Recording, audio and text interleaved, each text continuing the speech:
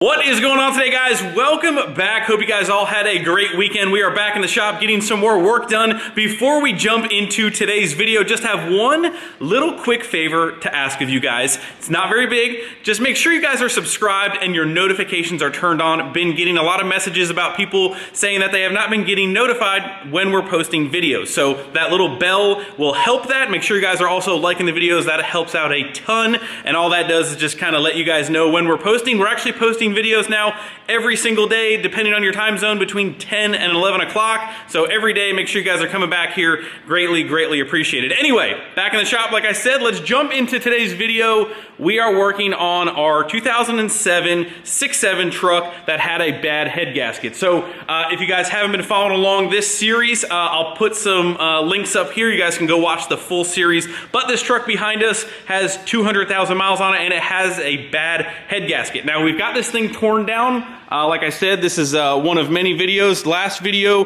we went ahead and reinstalled our Hamilton 178 camshaft and some new tappets. We are finally ready to clean off our block surface and put on our new cylinder head. So that's what I want to kind of go over, some cool new parts with you guys of what we're going back together with the truck. If you guys have been following along, you guys know that every single piece that's coming off of this truck is getting upgraded, beefed up one way or another, and the cylinder head is no different in this case. So this is our original 200,000 mile plus cylinder head, the head gasket that failed on us, and this thing has definitely seen some better days, that is for sure. So instead of reviving this one, putting a bunch of money, time, and effort into this cylinder head, we are just going to be replacing the entire unit and upgrading it with this beast of a unit over here from our friends over at Hamilton Cams. They have come up with their own new casting of a head. Actually, this is stage one of, I think, 2 or 3 that they have. This is a completely bolt-on cylinder head. Everything that came off of your cylinder head on that goes right back on this one. So a couple really cool features that I want to go over with you guys of why we are upgrading to this cylinder head. First off, if we look inside here in the valve train, inside your valve cover here, so you can see that these plugs right here, these are actually thread-in coolant plugs. If you look over here on our other cylinder head, these plugs over here are just kind of like soft plugs. They can actually blow out. So if you're running some higher RPM, your truck's making a little bit of power, you don't have maybe a coolant bypass to relieve some of that coolant pressure, those will blow, and then you'll mix coolant and oil, and that is never a good day. So Hamilton took care of that. Thread-in plugs, those babies aren't going anywhere. Next key feature that this cylinder head comes with already right out of the gate is an completely upgraded valve train, springs, retainers, keepers. Those are all upgraded from Hamilton. Now on the back side, that is where things get real serious. So if you guys look at the size of the valve difference, let me just get up close. There's a little up close and personal with the Hamilton versus your factory.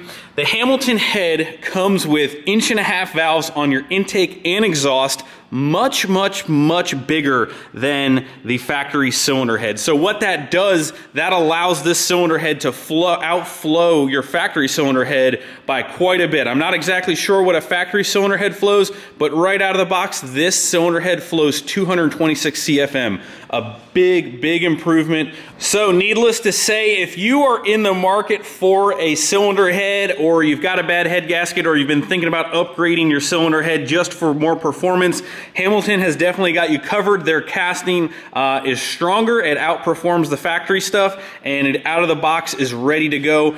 We opted to go ahead and get some fire rings in ours, and what that is going to do is, instead of a normal type of head gasket where these kind of built-in rings, if you want to call them that, are taking the majority of the abuse of everything that's happening in your combustion chamber, in your cylinder. What a fire ring gasket does is you can kind of see these rings right here, which are not built in, much beefier, much bigger. Try not to hit this table because this Costco table could collapse at any time and ruin my day. So what this gasket, and this is also from the guys over at Hamilton, you can buy this stuff as like a complete package, which makes it really nice. We're going to talk about some of this other stuff, but went ahead and opted for the fire rings because we're going to be making some power, and what the fire ring is going to do is ensure that everything that's happening inside of our cylinder, our combustion chamber, is going to stay there, and it's not going to damage the head gasket. So this is a new head gasket style from the guys over at Hamilton. Also going to be running their extreme duty push rods and pairing all this and bolting the cylinder head down to the block with some IFG Innovative Fastener Group 260K, which is basically 150 foot-pound torque head studs. So we're going to go ahead and give all of this a try. This stuff should really net some good performance gains. Very, very excited to try all of this stuff out. The only thing we need to do is actually just swap over some plugs out here on the outside of the cylinder head. You can kind of see there are some pipe plugs on the side, and then I believe that there are 2 in the back here. We just need to go ahead and pop those out, clean them up, and insert them into our Hamilton head right here. You can see right there, those, and then these right here. Those are the only plugs that we need to go ahead and transfer. And then before it goes on, obviously we got to paint it. So we do have quite a bit of cleanup to still do on the deck surface of the block. We're going to go ahead and clean that up as our paint is drying. So let's go ahead, let's get after some work.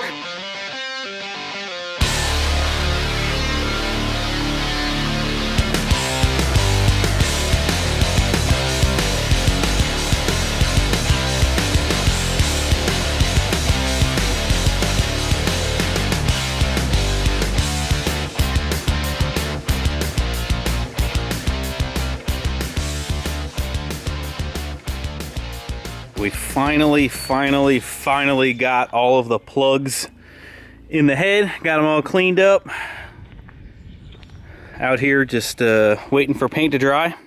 So we're gonna go inside and go ahead and start cleaning off the block. I'm gonna take one quick second to kind of explain how I personally do it. Now, this is kind of one of those things where if you've done this before and you have a different method, that's great, that's fine. This is really personal preference. As long as you don't have head gasket problems, you're doing it great. So that's all that really matters. I'm just gonna kind of explain for the guys who maybe are looking to see how I do it, never done it before, this is how I do it. So one thing that I am not a huge fan of is this guy right here. When you're preparing the surface of the block, I feel like that is a very inconsistent way. When you're kind of skimming across the top of the block, yeah, it might look clean. I'm sure it will look clean, but the chances of maybe your elbow slipping or you getting a perfectly even flat, the whole point is to try and make this as flat as possible and clean everything off. Obviously, when you get a cylinder head surfaced or get a new cylinder head, it's completely bare metal flat. It's perfect. Now, basically what you're trying to do is get the block as clean or as almost as perfect as the cylinder head. Now, that's really difficult to do. As you guys can see, this doesn't look anywhere near as nice and shiny as our cylinder head. So what I've done is I've started a little bit of my process on what I do here in the front, and you can tell things are starting to clean up a little bit. So real quick, I'll run you through my process. Normally I will take this factory head stud, and we've kind of made it into a little bit of a chase. I'll chase all of the head stud holes and then use basically, you know what the number one key tool here is? Well, there's a couple, but number one, our good buddy over here, Mr. Shop Vac. So I'm running the Shop Vac the whole time, just trying to make sure all of the stuff that we're cleaning off doesn't end up back down inside the engine. Not a very good thing. But over here, number two on the most important tool, if you guys do not have one of these in your arsenal, this has got to be almost one of my number one suggested tools. So I'm not exactly sure if it's like a carbide straight edge, blah, blah, blah. Man, this thing, this edge on this is super awesome. So we'll go ahead and scrape this entire thing. So anyway, let's start from the top, right? We'll chase all the holes, we'll run the vacuum, we'll suck out any leftover oil, coolant, whatever have you in any of the holes, run the vacuum. So after we do that, we'll go ahead and we'll go in with the super scraper, and we'll go ahead and get all of the heavy stuff as the vacuum's going. So after that, we'll actually start in, and this is what I kind of like to use. So I've got this sanding pad And what I'll do is I will go, and I feel like this is maybe just a little bit more of an even way to apply pressure, and we'll just lightly start sanding everything down as the vacuum's going, and that will pretty much, as you can see, it kind of gets clogged up. You got to use a couple pads, but if you have any heavy spots, I will lightly, very, very lightly hit them with the red Scotch-Brite. But other than that, we will be able to turn this deck surface into a really, really nice surface without ever using any air-powered, battery-powered tools. Again, it might take a little bit more work, but I just feel a little bit more confident that I can go ahead and not have the air, you know, the air tools modulate different speeds, a little bit slower speeds, and we'll be able to get this thing completely flat. Again, blocks don't have, and again, there's exceptions to everything, but blocks don't really ever become seriously untrue like cylinder heads do. Usually the blocks are pretty good at not having an issue, especially fire rings. Fire rings will help that tremendously. So we're basically just going to jump right in. We're going to dive right into getting this thing cleaned up. It's going to take a little bit of time, but after we're done, we will have a good prepped block surface.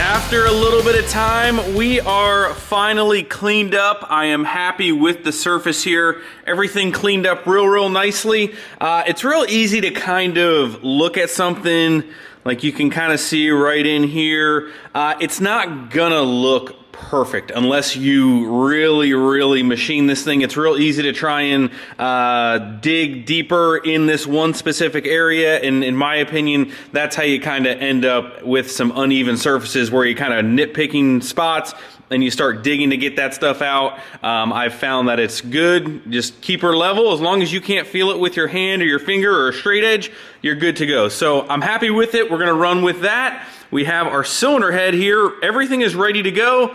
Gave it one more wipe down underneath, and we are ready to set this thing on here. So next up is grabbing our gasket here. Go ahead and put this bad boy on. Like so. Make sure you got her on the dowels. Dowel back here. And then that's what your head sits on too. That's where you know you're kind of centered up. Make sure you obviously have the dowels in the block. That definitely helps.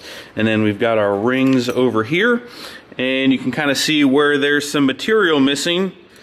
And these rings just sit just like so. And then what we're going to do is we're going to basically hover the cylinder head over top of the block without it actually touching. And we stole this from Mikey G. Mikey G helped us with our first ever firing gasket installation way back when. And obviously, seeing that the groove is all in the cylinder head, there's not really a indexing ring in the block. So firings can be done a couple different ways. You can actually cut so there's a required groove depth, which you can actually split between the block and the head if you're doing a full engine. That way you got a little bit in the head, a little bit in the block. Well, when you're only doing a cylinder head, all of that groove has to be in the head, obviously. So these rings just kind of float here, sit here, and when you're putting the cylinder head on, you want to make sure that you're coming down perfectly flat. You land right on the dowels. The less you have to move and slide the head around, the better. So what we're going to do, and what Mikey helped me with, is You float the cylinder head over, and then you grab a couple head studs, and you actually put your head studs kind of down through here and start them in the block. That way, when you kind of lower it down, you know with the head studs kind of guiding it that you're gonna land perfectly right, even flat, and you're not gonna have to move the head around. So that's just a little trick. Obviously, fire rings can make people a little bit nervous. I'm telling you right now, you're gonna want fire rings if you're making some power. They are the way to go. I would not have it any other way. You just kind of got to get over your little bit of fear, and you'll be good to go. So we're gonna go ahead and spend some time getting this thing put on here, and then we'll move on to our IFG headset.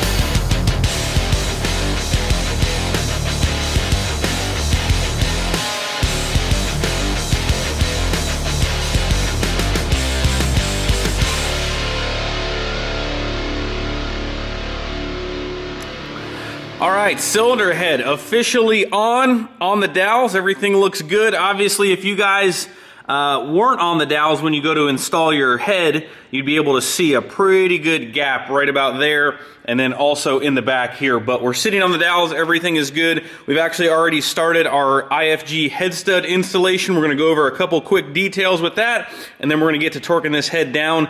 Don't worry, we're going to take care of the rest of the engine. It's gonna look a lot better once we're done. I wasn't gonna do that when the engine was completely open. At least this way I can kind of cover the valve cover, cover everything up before we go ahead and make everything else look as good. But cylinder head is on.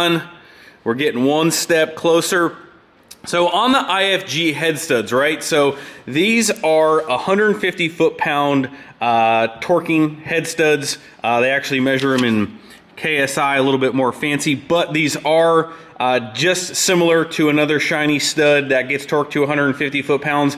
So excited to try these. As long as we don't have any head gasket issues, I'm sure that they will be perfectly good.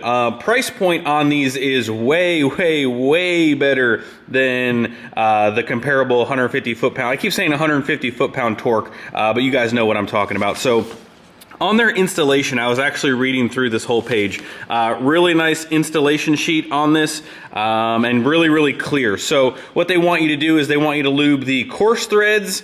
They want you to lube the threads at the top, the fine threads, both sides of the washer. This is probably the most important part. That way, when you are torquing your stud and nut down, that you don't have any friction bind in between the two, and you want it to be able to move freely. So one thing that they have highlighted here that I thought was really, really interesting, and I'll read it if you guys can't see. One of the most common mistakes is to be torquing a fastener and stop just short of the desired torque and get another bite on the torque wrench, and it immediately displays the desired torque. So really, really, really true. It's a lot harder to do in the truck when everything else is around, especially if you're doing them one at a time. A lot of times in the back, you don't have full swing. You only maybe got like 20, 30, maybe a little bit more degrees of swing. So I guess what they're saying is, you know, when you're almost there, try to not stop. Try to make sure you continue your motion and torque it all in that same swing as opposed to just stopping, which again is not the easiest thing, but I guess when you're talking about torquing a fastener down properly, that is the way to do it. So one thing to keep in mind, I know that I have done that before in the past. We're going to try now that we have a little bit more swing room with everything out of the way on this cylinder head, that we probably don't need to worry about that, especially if your engine is out of the truck. You don't need to worry about that. You can really get a full 180 degrees, but if you're doing a head gasket in the truck without the front end, that is going to be difficult, but make sure you guys try to do that. So they have this packet of lube. The way they package this is way better than those little stupid packets. You can actually not make a complete mess. Super great customer service. If you guys are interested in these, they also do have 125 foot-pound torquing head studs, a little bit more of the medium duty stuff, and then these would be like the higher duty. But IFG studs, if we can get this to focus, there we go, ifgstuds.com. Okay, it's finally time to torque these babies down.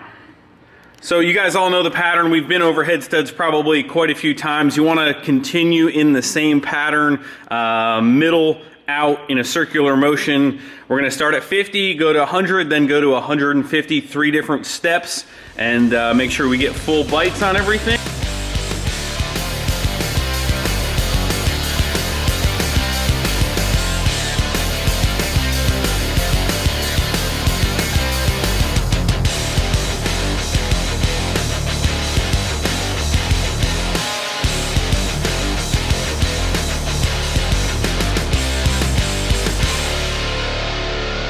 Three stages are officially done, 50, 100, and 150. So we're sitting at 150 right now. Everything is good. Definitely got our workout in for the day. But not grabbing another bite on the torque wrench is actually a little bit more difficult than even I anticipated. You just don't even realize that you're doing it. So just keep that in mind. We did actually happen to get a new torque wrench for some of the other engine stuff that we are working on. So having this definitely made it a little bit easier, just because I think it's a finer tooth than my previous one, which will kind of help you get that little bit of extra bite. Pretty much gonna wrap it up for today though, guys. If you guys are interested in this cylinder head or those IFG studs, go check them out at ifgstuds.com or hamiltoncams.com. I was actually talking to the guys about this cylinder head kind of in between making this video. They have had this head making some serious power, so they actually rate it for some pretty high numbers, well over 1,000. So this cylinder head should do absolutely awesome. If there's one thing that I can stress to you guys, and I know it's a big ticket item, and I'm not even talking about this specific cylinder head, but investing in a cylinder head for your build will blow your mind. I know it's a lot of money, but a cylinder head will seriously change the entire way your truck performs. Even from my first ever cylinder head back on the 05 when it was, 900, but man, the way they spool chargers, the way the engine response is, a cylinder head is well worth the money. It will open your eyes. I promise you, it will blow your mind putting a cylinder head on your truck that actually flows some serious air. That is where a lot of the bottleneck comes from on this engine, is the actual cylinder head. So these big valves will really help that. But that's gonna do it for this video, guys. Thank you so much for watching. Hit the thumbs up before you leave. Subscribe if you have not already, and I will see you guys tomorrow. See you.